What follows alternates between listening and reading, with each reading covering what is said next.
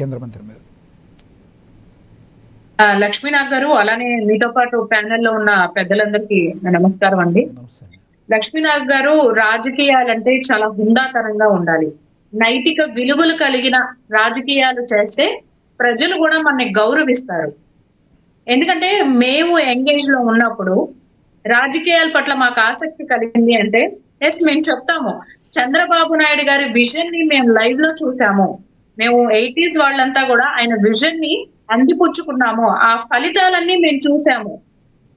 అలానే అసెంబ్లీ పట్ల మాకు ఎప్పుడు ఇంట్రెస్ట్ అనిపించిందంటే ప్రతిభా భారతి గారు లాంటి గౌరవప్రదమైన స్పీకర్ ఆ పదవిలో ఉన్నప్పుడు, ఆ చైర్ లో ఉన్నప్పుడు మాకు అసెంబ్లీని చూడాలంటే ఒక ఇంట్రెస్ట్ అన్నమాట. విమర్శలు, ప్రతి విమర్శలు రాజకీయాల్లో ఉండటం అనేది చాలా సర్వసాధారణమైన విషయం లక్ష్మీనాథ్ గారు. కానీ దేని గురించి ఉండాలి ఆ విమర్శలు? చాలా హుందాతనంగా పాలసీ మేకింగ్స్ గురించి మాట్లాడండి. గత ప్రభుత్వ వైఫల్యాలు ఏమన్నా ఉన్నాయా దాని గురించి చర్చించండి. ఇప్పుడు జరుగుతున్న ప్రభుత్వంలో ఏమన్నా వైఫల్యాలు ఉన్నాయా సాక్ష్యాలతో సహా ఆధారంగా మీరు వచ్చి ప్రజా ప్రతినిధులుగా ప్రజల తరఫున మాట్లాడండి. ఖచ్చితంగా ప్రభుత్వంలో ఉన్న పెద్దలు దానికి సమాధానం ఇవ్వాల్సిన అవసరం ఉంది.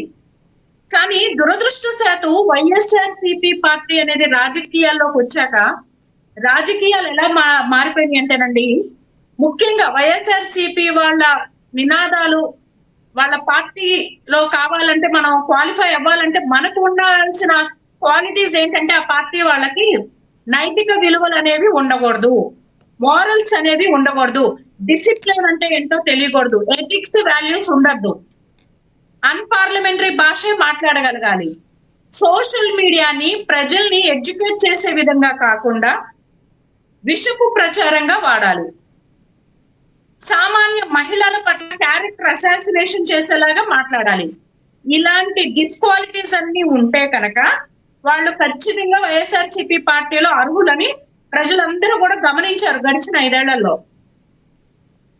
అదే ఇప్పటికైనా 2024లో ప్రజలు మీకు 11 సీట్లు ఇచ్చారు. 151 నుంచి 11 సీట్లకు మీరు దిగజారిపోయారంటే మీరు ఆలోచించుకోండి, ప్రజలు ఎందుకు ఇంత ఘోరమైన తీర్పు మనకి ఇచ్చారు అనేది ఆలోచించుకోకుండా ఇప్పటికీ కూడా ప్రజలు ఇచ్చిన తీర్పుని వీళ్ళు గౌరవించడం చేతకాక ఆ ఫ్రస్ట్రేషన్ లో ఉండి అంబటి రాంబాబు గారు కానివ్వండి, జగన్మోహన్ రెడ్డి గారు కానివ్వండి, ఎవరైనా సరే ఆ వైఎస్ఆర్సీపీ నాయకులు మాట్లాడే మాటలు వాళ్ళు కోల్పోయి మాట్లాడుతున్నారు. ఒక రాజకీయ నాయకుడు మీడియాని అడ్రస్ చేస్తూ మాట్లాడేటప్పుడు అది ఒక మెసేజ్ ఓరియంటెడ్ గా ఉండాలే తప్ప రాజకీయ కక్ష సాధింపుల్లో భాగంగా ప్రాంతాల మధ్యన, కులాల మధ్యన చిచ్చు పెట్టే విధంగా మాత్రం, ప్రభావితం చేసే విధంగా, నేర వృత్తిని లేదా శాంతియుత అంటే లా అండ్ ఆర్డర్ ని దెబ్బతీసే విధంగా, ప్రేరేపించే విధంగా మాట్లాడటం అనేది ఇవాళ మనం వైఎస్ఆర్సీపీ పార్టీలో ఉన్నటువంటి నాయకులందరినీ మనం చూస్తా ఉన్నాము. లక్ష్మీనాథ్ గారు,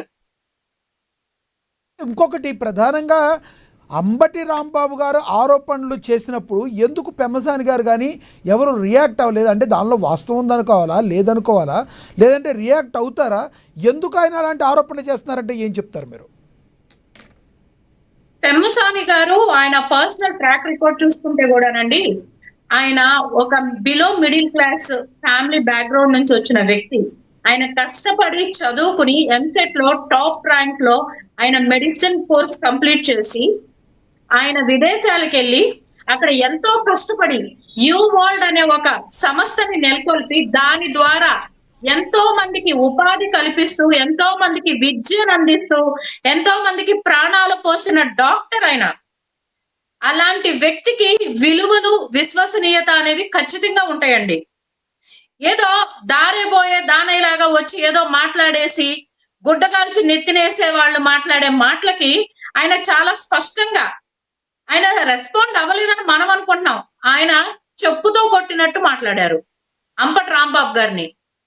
ప్రజలు మాకు ఇచ్చిన అధికారం, లేదా అధికారం కూడా కాదు, ప్రజలు మాకు ఇచ్చిన బాధ్యత, ప్రజల కోసం, రాష్ట్ర అభివృద్ధి కోసం మేము పనిచేస్తాము.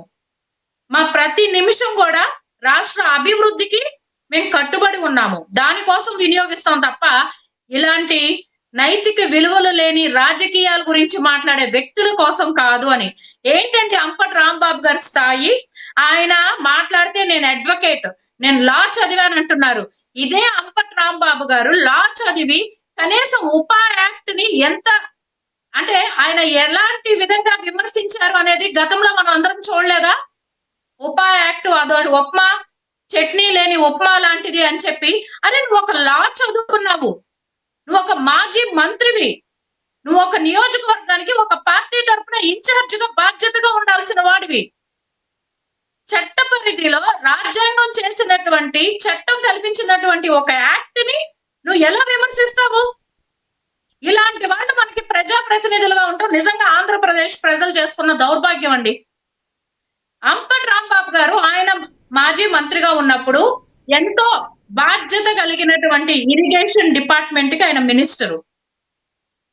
ఆయన మినిస్టర్ గా ఉన్నప్పుడు చూడండి వాళ్ళ దిగజారుడు రాజకీయాలకి ఇవన్నీ కూడా ఎగ్జాంపుల్స్ అన్నమాట. అనిల్ అని 17 సంవత్సరాల ఒక కుర్రవాడు గత ప్రభుత్వంలో సెప్టిక్ ట్యాంక్ క్లీన్ చేస్తూ ఆ విషవాయు పీల్చి తను చనిపోయాడు.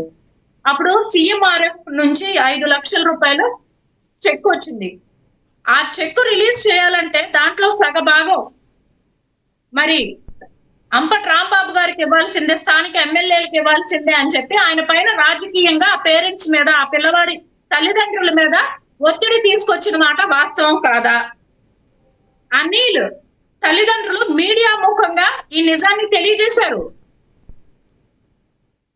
మరి అంపటి రాంబాబు గారు ఇవాళ మాట్లాడుతున్నారే, ఆయన సత్తెనపల్లి ఎమ్మెల్యేగా ఉన్నప్పుడు ఆయన మంత్రి ఇంకా అప్పుడు కవల గత ప్రభుత్వంలో ఆయనకి మంత్రి శాఖ అప్పచెప్పక ముందు, అంటే ఒక ఆడపిల్లగా మహిళగా మాట్లాడడానికి నాకు ఇబ్బందికరంగా ఉందండి. ఇలాంటి నీచులు మనకి రాజకీయాల్లో ఉన్నారు. ఒక మహిళకి ఫోన్ చేసి ఆయన మాట్లాడిన సంభాషణ మనం అందరం విన్నాము. అలా 2 మహిళలకి ఆయన సంభాషణలు ఎలా ఉన్నాయి ఫోన్ లో కాన్వర్జేషన్ రికార్డ్ అంతా కూడా మనం విన్నాము. మరి ఈయన రికార్డ్ ఏం చూసి జగన్మోహన్ రెడ్డి గారు ఆయనకి ఇరిగేషన్ బాధ్యతలు అప్పచెప్పారు? సరే, ఇరిగేషన్ మంత్రిగా ఉన్నప్పుడు మీడియా మిత్రులందరూ కూడా పోలవరం ప్రాజెక్టు గురించి అడిగితే అసలు నాలాంటి మేధావికి ఆ ప్రాజెక్ట్ అర్థం కాలేదంటే ఇంకెవరికి అర్థం కాదని చెప్పి మాట్లాడారు. రైట్ వినీల్ గారు, నేను మళ్ళీ ఎంత వీళ్ళు సార్ ఒక్క నిమిషం అండి, మాట్లాడు. మిమ్మల్ని నమ్మి మీకు ఓట్లేసిన ప్రజల కోసం మీరు ఏం చేశారు? మీకు ఎంతో బాధ్యత కలిగిన ఇరిగేషన్ డిపార్ట్మెంట్ అప్ చెప్తే దాని గురించి మీరు ఏం చేశారు? మీ హయాంలో ఏమన్నా ప్రాజెక్టులు పూర్తి చేయగలిగారా? లేదు. ఇవాళ AI అంటే ఒక ఆర్టిఫిషియల్ ఇంటెలిజెన్స్ ని మీరు రాబోయే తరాలకి ఎలా వినియోగపరచుకోవాల్సింది అని చెప్పి నేర్పించాల్సింది పోయి, ఆదర్శంగా నిలబడిపోయి ఒక గౌరవప్రదంగా ఉన్నటువంటి, ఒక గౌరవ స్థానంగా ఉన్నటువంటి కేంద్ర మంత్రిని మీరు అరెస్ట్ చేసినట్టు విజువల్స్ చేస్తారా? వీళ్ళకి ఎక్కడండి రాజకీయాల్లో నైతిక విలువలు ఉన్నాయి? పోలీసులు ఆ రోజు నన్ను అరెస్ట్ చేశారు, నన్ను కొట్టారు అంటారు. ఎస్, మిమ్మల్ని నిర్బంధించినప్పుడు మిమ్మల్ని కొడితే కనుక మీరు కోర్టును ఆశ్రయించండి, విచారణ జరిగింది. మీకు రాజ్యాంగం అంటే గౌరవం లేదు, చట్టాలని గౌరవం